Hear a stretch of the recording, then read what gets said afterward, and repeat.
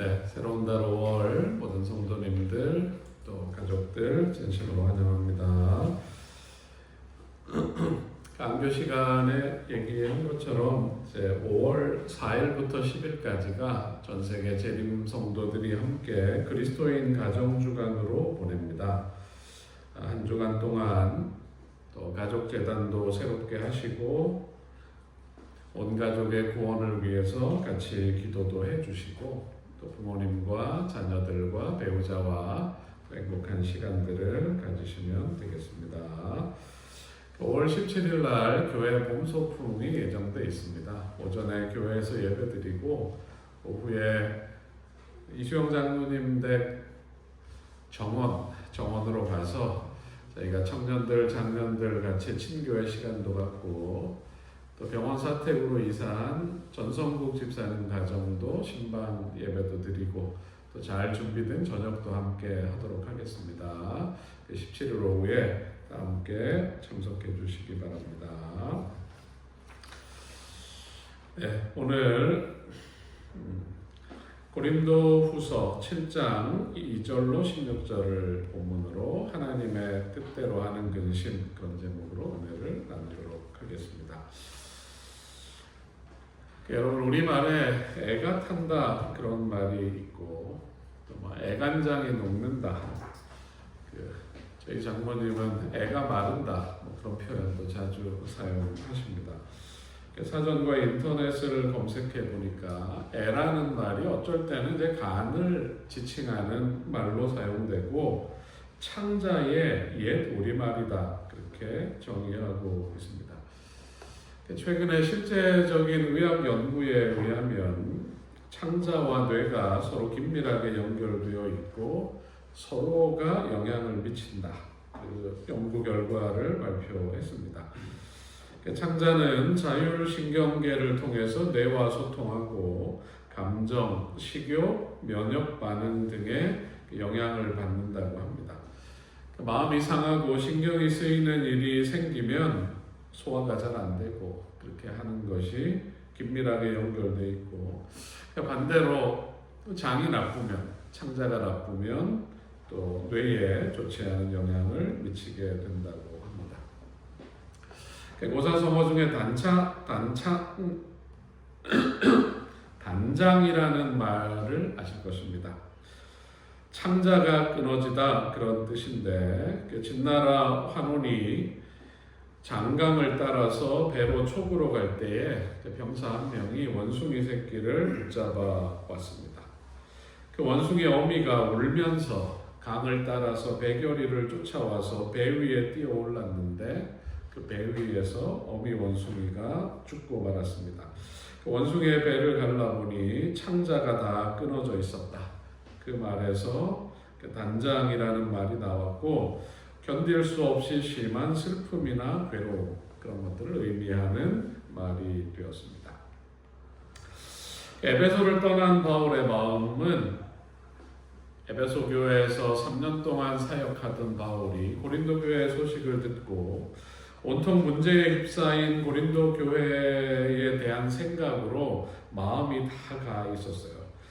고린도 교인들에게 신경이 쓰여서 먹어도 먹는 것 같지 않고 잠을 자도 잠이 잘 안 오고 드로아와 마케도냐 지방에 들렸지만 선교에 집중할 수가 없었습니다.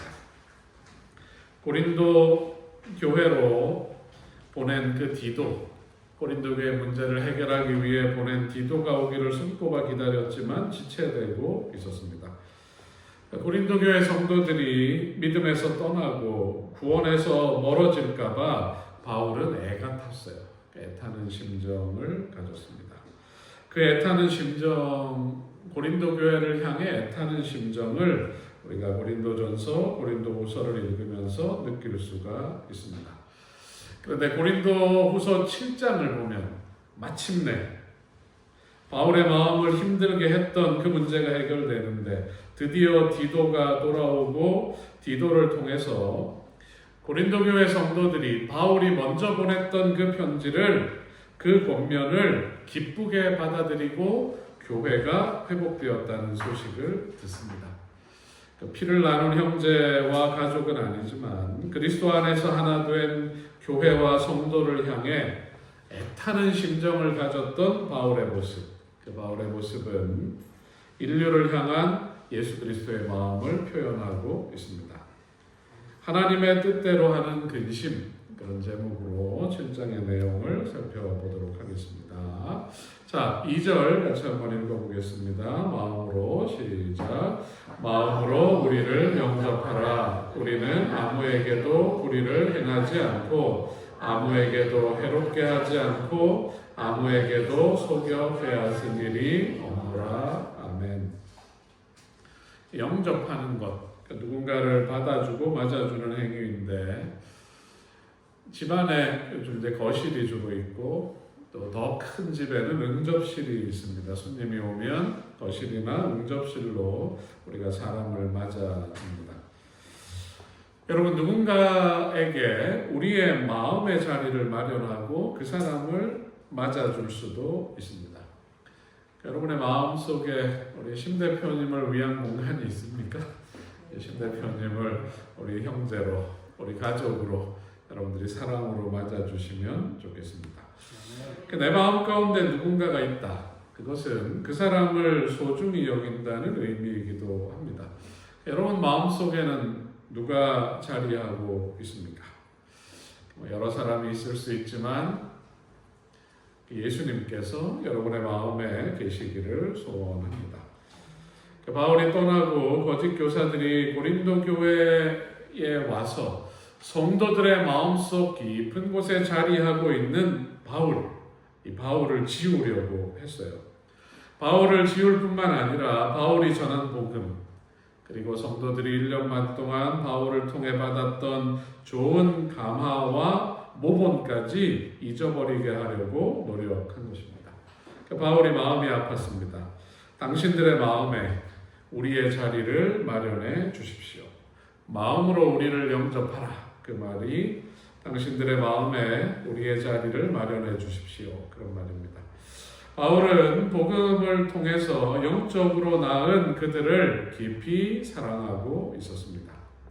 내 마음속에 여전히 여러분이 있는 것처럼 여러분의 마음에 우리를 위한, 나와 디모데를 위한 자리를 마련해 주십시오. 바울이 항상 고린도 교인들에게 친절했고 그들에게 진실했습니다. 앞서 보낸 고린도전서에서 도덕적인 잘못을 범한 사람들, 문제가 있는 교회를 향해서 엄하게 훈계하지만 그런 훈계마저도 고린도 교회 성도들을 향한 사랑의 마음에서 나온 것입니다.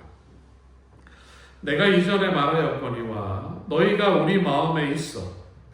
내가 말한 것처럼 고린도 교회 성도들이 우리 마음에 있어서 함께 죽고 함께 살고자 함이라.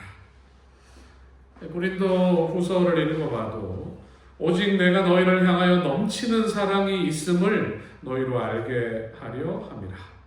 너희는 우리 마음에 기록되어 있는 편지다. 그 사랑의 마음을 계속 표현하고 있습니다. 고린도 교인들이 바울을 사랑하는 마음, 바울이 고린도 교인들을 사랑하는 마음, 이거 두 개 중에 어느 쪽이 더 커 보입니까? 네, 많이 사랑하는 사람이 늘 손해긴 합니다.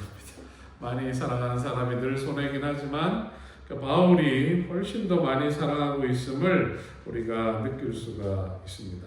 바울은 그들을 위해 그들과 함께 죽을 준비도 되어 있다고 고백을 합니다. 고린도 교회 성도들을 향한 이 바울의 사랑의 고백을 본호라면 우리를 향한 예수 그리스도의 사랑이 연상되는 것입니다. 하나님이 세상을 이처럼 사랑하사 독생자를 주셨습니다. 예수님은 이 땅에 있는 자기 백성들을 사랑하시되 끝까지 사랑하셨습니다. 비록 당장 사람들이 이 사랑을 이해하지 못한다 할지라도, 당장 그분을 구주로 영접하지 않는다 할지라도, 나의 창조주로 인정하지 않는다 할지라도 예수님이 이 땅에 오셔서 인류를 향한 아버지와 당신의 무한한 사랑을 남김없이 보여주셨습니다. 그리고 그 사랑에 반응하고 예수님을 사랑한다고 고백하는 한 사람이 생기면, 한 사람 한 사람이 늘어갈 때마다 예수님의 마음은 얼마나 기뻤는지 모릅니다. 자, 우리 같이 한번 읽어보겠습니다. 요한일서 3장 1절입니다. 시작. 보라, 아버지께서 어떠한 사랑을 우리에게 베푸사 하나님의 자녀라 일컬음을 받게 하셨는가. 우리가 그러하도다. 그러므로 세상이 우리를 알지 못함은 그를 알지 못함이라. 아멘.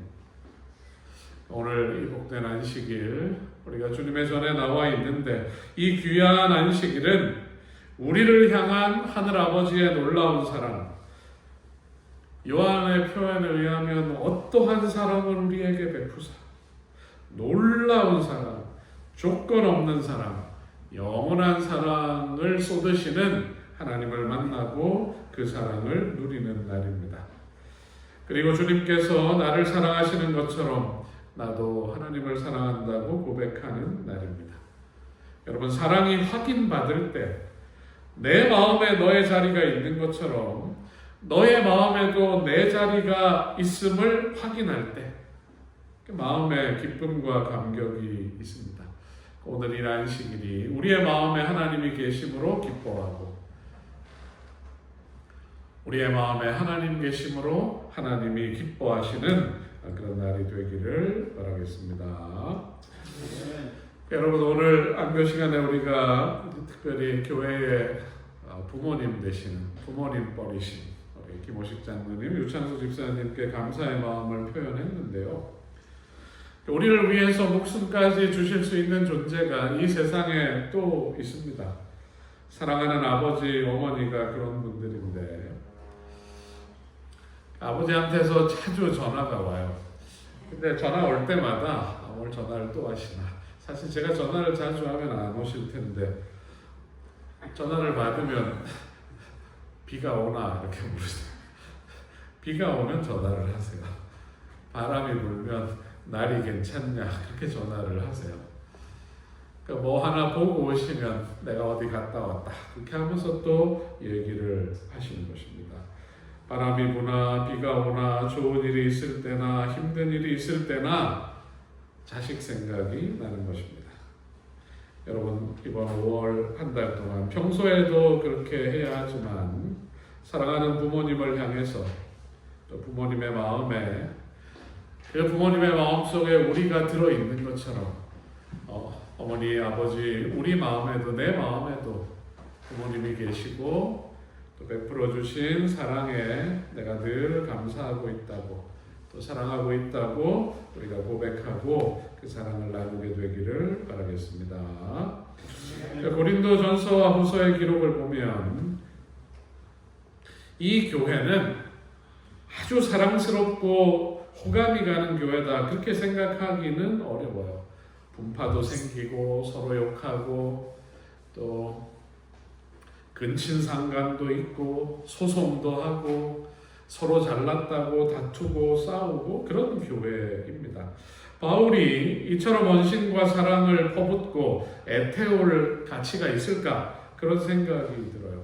고린도 교회에 쏟은 정성, 고린도전서, 고린도후서 다른 교회들은 짧게 편지를 써보냈어요. 이렇게 길게 자세하게 마음을 담아 써보낸 편지가 없습니다. 다른 교회에 이런 사랑과 관심을 쏟았다면 그런 교회들은 더 큰 부흥이 있었을 것입니다.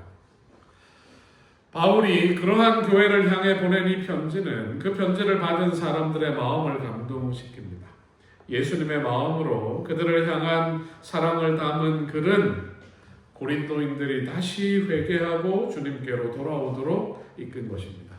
주님 앞에, 주님 안에 온전하고 신실하게 서 있는 내 모습, 주님 안에 온전하고 신실하게 서 있는 내 모습은 나를 사랑하는 사람들에게 기쁨이 될 것입니다. 신실한 나의 모습은 나를 사랑하는 배우자에게, 나를 위해 날마다 기도하는 부모님들께 위로와 기쁨이 될 것입니다.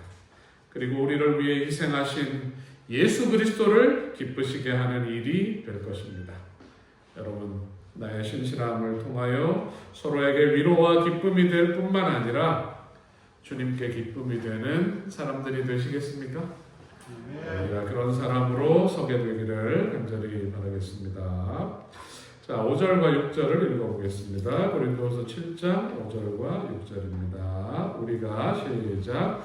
우리가 마케도냐에 이르렀을 때에도 우리 육체가 편하지 못하였고 사방으로 환난을 당하여 밖으로는 다툼이요 안으로는 두려움이었었노라. 그러나 낙심한 자들을 위로하시는 하나님이 디도가 오므로 우리를 위로하셨으니 아멘. 바울이 마음고생하고 있는 게 느껴지십니까? 육체가 편하지 못하였고 사방으로 환난을 당하여 밖으로는 다툼이요 안으로는 두려움이 있었노라. 바울의 마음을 우리가 짐작해 볼 수 있습니다. 각 도시에 있는 그 교회들, 성도들은 바울의 영적인 자녀들, 바울은 그들을 영적인 자녀로 생각했습니다. 그 자녀들 중에 유난히 속썩이는 자녀가 있는 것처럼 고린도 교회는 바울의 마음에 더 많은 염려, 더 많은 고통을 주는 교회였습니다. 바울이 떠난 후에 온 거짓 교사들이 바울의 사도권을 불신임하고 사도 바울은 사도도 아니다. 그가 전하는 기별과 그의 인격을 폄하하고 그의 품성을 공격하고 교회의 결정을 역행해서 이방인 개종자들이 할례와 같은 유대인의 특정 의식을 받아야 한다고 강요했습니다. 교회가 4개의 당파로 분열되었고 한 교인은 부도덕한 일을 저질렀는데 교회가 그 일을 제대로 처리하지 못하자 세상 법원에 고소해서 고린도 사회에서 교회의 위상에 먹칠을 했습니다. 거룩한 성만찬은 의미를 잃어버리고 엉망이 되고 개인이 받은 은사에 대한 그릇된 이해로 교회는 다툼이 생겼습니다. 이 모든 일에도 불구하고 바울은 고린도 교회의 회복을 위해 편지를 보냈고 디모데를 보내서 수습하고 디도를 보내서 교회의 회복을 도왔습니다. 밖으로는 다툼이요 안으로는 두려움이라. 겉으로 드러난 모든 일들이 온전히 회복될 수 있을까? 사도 바울의 마음 가운데 염려가 가득한 상황이었습니다. 바울은 그가 선교 여행을 하면서 겪는 무수한 위험이나 핍박을 두려워하지 않았습니다. 항상 그런 고난은 그리스도인으로서 복음 전하는 자로서 받는 당연한 일이고 이것은 나의 기쁨이고 특권이다. 그렇게 생각했어요. 바울의 마음을 아프게 하는 것은 그의 영혼을 짓누르는 것은 믿음의 자녀들이 올바로 서지 못할 때 그들을 대신해서 느끼는 영적인 고통이었습니다. 왜 이런 아픔이 있을까요? 왜 이런 아픔이 그의 마음에 생길까요? 그들을 사랑하기 때문입니다. 사랑하는 사람들이 영적으로 제대로 서 있지 못할 때에 마음의 깊은 고통을 느끼는 것입니다. 위로의 하나님, 하나님은 위로의 하나님이신데 이런 바울을 위로해 주세요. 애통하는 자를 위로하시고 누군가를 긍휼히 여기는 자를 긍휼히 여기시는 분이 하나님이신데 바울을 위한 위로를 준비하셨습니다. 그 위로가 뭔가요? 누가 오므로? 우리가 6절 후반부에 보면 디도가 오므로 위로의 하나님께서 위로하시는 하나님께서 우리를 위로하셨다. 디도를 만났는데 디도의 표정이 좋았을까요? 안 좋았을까요? 내가 어떻게 알아? 그렇게 생각하지 마시고 둘 중에 하나야. 초췌하거나 아주 밝은 표정이나 둘 중에 하나입니다. 어떤 거였을 것 같아요? 그 내용을 보니 디도의 표정이 아주 밝고 건강해 보였어요. 그의 표정과 건강한 모습은 디도가 고린도 교회에 가서 목적한 바를 다 이루었음을 의미합니다. 그 교회에서 디도가 핍박받고 오다가 사고나 당하지 않을까 그런 걱정도 했었는데 일단 건강하고 밝은 모습으로 돌아온 디도를 보고 바울이 감사했습니다. 그리고 디도가 고린도 교회의 소식을 전합니다.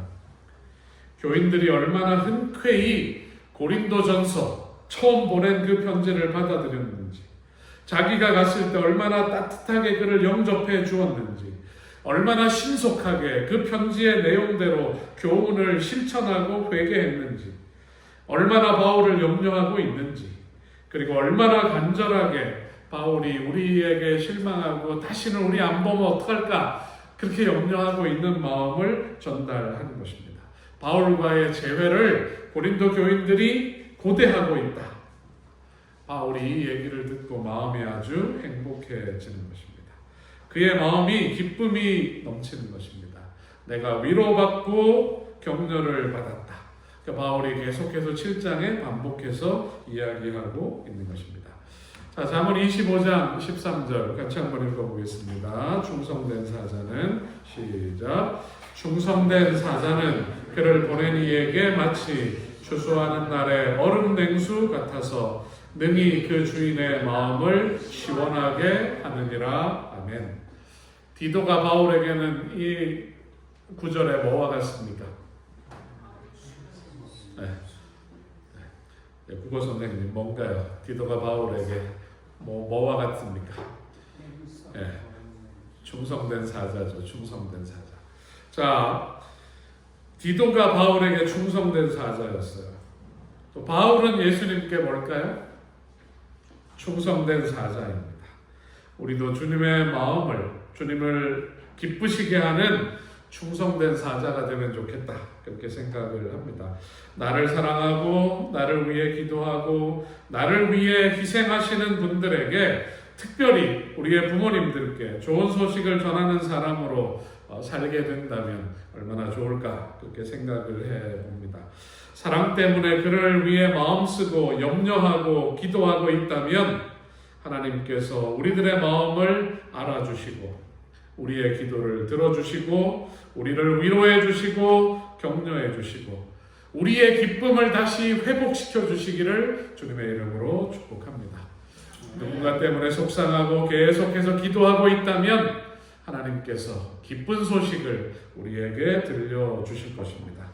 그리고 그리스도인 가정 주간 동안 성도들의 가정마다 하나님 주시는 위로, 격려, 감사와 기쁨이 충만하기를 간절히 바랍니다. 네. 자, 오늘 말씀의 제목 하나님 뜻대로 하는 근심에 대해서 마지막으로 좀 살펴보겠습니다. 자, 10절 같이 읽겠습니다. 하나님의 뜻대로 시작. 하나님의 뜻대로 하는 근심은 후회할 것이 없는 구원에 이르게 하는 회개를 이루는 것이요 세상 근심은 사망을 이루는 것이니라. 아멘. 8절부터 11절은 고린도후서 7장 8절부터 11절은 진정한 회개가 무엇인지를 우리에게 가르쳐주고 있습니다. 이 10절은 참된 회개의 정의입니다. 참된 회개는 이것이다. 이것이 10절의 말씀입니다. 바울은 이전의 편지 고린도전서를 통해서 고린도 교회 성도들의 죄를 책망하고 회개를 촉구했어요. 그의 글을 읽은 고린도 교인들, 그들을 책망하고 회개를 촉구하는 글을 읽었을 때에 고린도 교회 교인들은 근심하게 되었습니다. 하지만 그 근심은 그들로 회개에 이르게 했고 그들을 회복시켰어요. 과연 고린도 교회가 진심으로 회개할까 염려했지만 그들의 회개와 변화의 소식은 바울의 마음을 기쁘게 하고 있습니다. 근심이라는 말은 좋은 말인가요? 근심하면 짝이 뭔가요? 걱정이에요. 근심, 걱정. 애를 태우거나 불안해하는 마음이 근심입니다. 근심은 좋은 것이 아닌 것이 분명한데 바울은 근심하되 누구의 뜻대로? 하나님의 뜻대로 하는 근심은 후회가 아니라 회개에 이르게 한다. 그렇게 설명하고 있습니다. 그래서 바울은 3번 반복해서 하나님 뜻대로 하는 근심, 하나님 뜻대로 하는 근심이 회개에 이르게 한다고 강조하고 있는데 하나님 뜻대로 한다는 말은 하나님에 의하여 하나님께서 정하신 방법으로 하는 마음의 괴로움, 그것이 하나님 뜻대로 하는 근심입니다. 자, 여기 이제 회개라는 말과 후회라는 말이 나오고 있는데 근심이라는 말도 나오고 회개, 후회라는 말이 8절부터 11절까지 계속 반복되고 있습니다. 근심하되 하나님 뜻대로 하는 근심은 구원에 이르게 하는 회개를 이루지만 세상의 근심은 후회를 낳고 사망에 이르게 한다. 바울이 이렇게 설명하고 있는데 회개와 후회를 가장 분명하게 보여주는 장면이 마태복음 27장에 나옵니다. 자, 한 구절을 읽어보겠습니다. 27장 3절 그때에 시작. 그때에 예수를 판 유다가 그의 정죄됨을 보고 스스로 뉘우쳐 그 은 30을 대제사장들과 장로들에게 도로 갖다 주매. 여기에 보면 유다가 스스로 뉘우쳐 그렇게 돼 있어요. 우리말로. 이 말은 앞에서 본 어떤 단어로 돼 있을까요? 죄송합니다. 앞에서 본 메타멜로마이입니다. 그러니까 유다가 한 것은 메타멜로마이 했다. 그렇게 성경을 보면 써져 있습니다. 유다는 예수님이 능력을 행하시고 풀려나시고 메시아이심을 드러낼 줄 알았는데 뺨을 맞으시고 가시관을 쓰시고 모욕당하시는 모습을 볼 때에 마음에 깊은 죄책감이 들었어요. 그래서 후회한 것입니다. 스스로 뉘우친 것입니다. 메타멜로마이 한 것입니다. 표면적이고 거짓된 회개입니다. 죄에 대하여 강하게 후회하지만 진정한 회심자의 표징인 그의 태도나 감정이나 삶이 변하는 일은 일어나지 않았습니다. 성경에서 회개로 번역된 말은 메타노이아인데 마음이 변합니다. 그리고 마음이 변했다는 것이 달라진 행동으로 나타납니다. 마음의 깊은 후회와 슬픔을 넘어서 나를 향한 그리스도의 사랑과 용서에 반응하고 다시 일어나서 비록 실수하고 넘어졌지만 다시 일어나서 새로운 삶을 살아가는 것, 이것이 진실한 회개입니다. 침례 요한은 유대인들을 향해 외칩니다. 회개하라. 하나님의 나라가 가까웠다. 예수님께서도 이 복음을 전하십니다. 회개하라. 하나님의 나라가 가까웠다. 이 기별 속에 담겨 있는 의미는 사람이 진심으로 회개하면 지난날의 삶에서 돌아서서 이제는 하나님과 함께 하나님 기뻐하시는 삶을 살아가는 것입니다. 그리고 진정으로 회개하는 한 사람이 일어나면 하늘에서 회개할 것 없는 천사들이 진심으로 기쁨의 노래를 부른다. 그것이 예수님의 설명입니다. 자, 7장 10절에 성경 주석을 같이 한번 읽어보겠습니다. 시작. 하나님의 뜻대로 하는 근심은 들통날까봐 혹은 벌받을까봐 염려해서가 아니다. 그것은 죄를 진정으로 설포하고 뉘우치며 죄와 분리되고 이후로 죄로 이끄는 유혹에 그리스도의 은혜로서 저항하고자 결심하는 것이다. 자, 계속해서 이렇게 설명하고 있습니다. 하나님의 뜻대로 하는 근심에는 하나님과 동료 인간에게 잘못했음을 인식하고 고백하고 잘못을 바로잡고자 적절한 노력을 기울이며 동일한 실책을 반복하지 않으려는 목적을 가지고 생애의 방향을 전환하는 것이 포함된다. 자, 또 읽어보겠습니다. 이전 과정은 시작. 이전 과정은 성령을 통해 마음과 생애에 역사하시는 그리스도의 은혜의 공로를 통해서만 이루어질 수 있다. 죄에 대한 진정한 슬픔은 하나님 앞에서 자기 행실의 책임이 자신에게 있음을 인식한 결과이며 그러한 관계를 받아들일 때에만 가능한 일이다. 예수님께서 고난받으시는 그 밤에 베드로와 유다 둘 다 쓰라린 가책과 슬픔과 근심을 경험했습니다.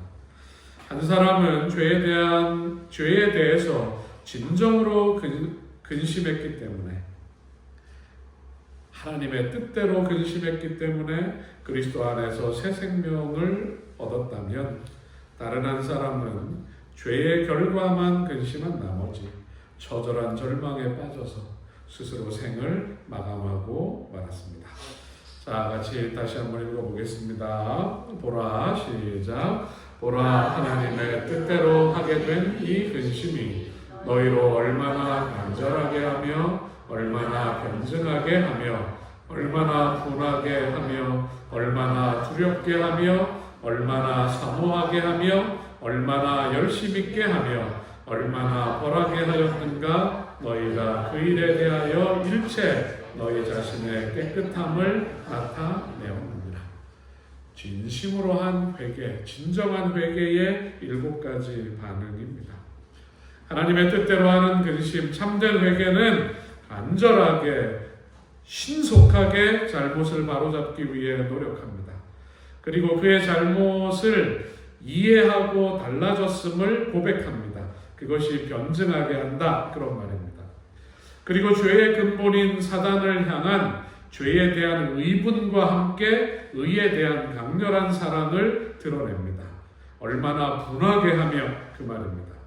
그리고 하나님 앞에서 혹은 용서를 구한 형제에게 받아들여지기를 갈망해요. 그것이 마음에 느끼는 두려움입니다. 그리고 서로에 대한 신뢰와 사랑을 회복합니다. 그리고 죄로 인해 벌어진 일을 회복하기 위해 최선을 다합니다. 그리고 책임질 일이나 징계할 일은 분명하게 책임을 묻는 것, 그것이 진실한 회개의 반응들입니다. 디도는 고린도 교회와 교인들이 바울을 통해 전달된 하나님의 뜻, 그의 편지를 통해서 진실한 회개와 변화를 이루었다고 보고했어요. 바울은 그들 위에 베풀어진 은혜와 용서와 회복을 확인하고 있습니다. 너희가 그 일에 대하여 일체 너희 자신의 깨끗함을 나타내었느니라. 너희가 회개했고 새 사람이 되었다. 자, 같이 읽어보겠습니다. 시작. 만일 우리가 우리 죄를 자백하면 그는 미쁘시고 의로우사 우리 죄를 사하시며 우리를 모든 불의에서 깨끗하게 하실 것이요. 여러분, 이 사실을 믿으십니까? 이 복된 안식일, 하나님 앞에 나온 우리 모두를 위해 그리스도의 보혈의 공로로 이르러 오는 용서와 회복과 새로남과 성령 충만이 우리 위에 있음을 믿고 주님의 자녀로 서게 되시기를 간절히 바라겠습니다.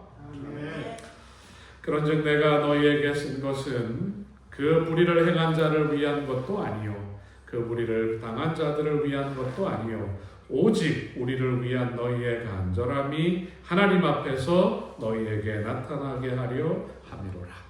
내가 이런 마음으로 너희에게 편지를 보냈다.